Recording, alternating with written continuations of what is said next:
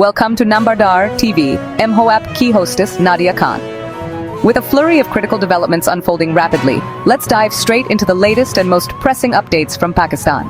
In a significant political move, former Prime Minister Imran Khan has called for nationwide protests to combat the soaring inflation that's gripping the country. The streets are expected to fill with demonstrators demanding economic relief. Turning to the financial sector, the Pakistani rupee has plummeted to an all-time low against the US dollar, signaling a deepening economic crisis. This freefall raises concerns about potential impacts on everyday life and the overall stability of the region. The political temperature is also rising, with the PTI government facing severe criticism. Opposition parties are clamoring for resignations over allegations of widespread corruption, putting additional pressure on the already strained political landscape. In more distressing news, a deadly explosion in Peshawar has claimed numerous lives, marking a sorrowful return of terrorism to the area. This tragic event has reignited fears about the security and well-being of the populace.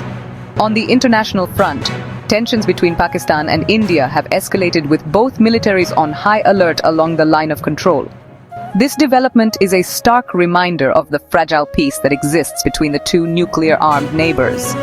However, there's a glimmer of hope for some, as the Supreme Court has dismissed a high-profile corruption case against PM Imran Khan, which has been a topic of heated debates across the nation.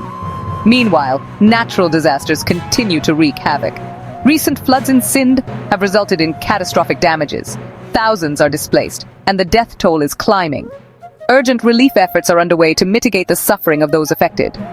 In response to these overwhelming challenges, PM Imran Khan has announced a relief package aimed at assisting flood victims, a much-needed initiative during these trying times.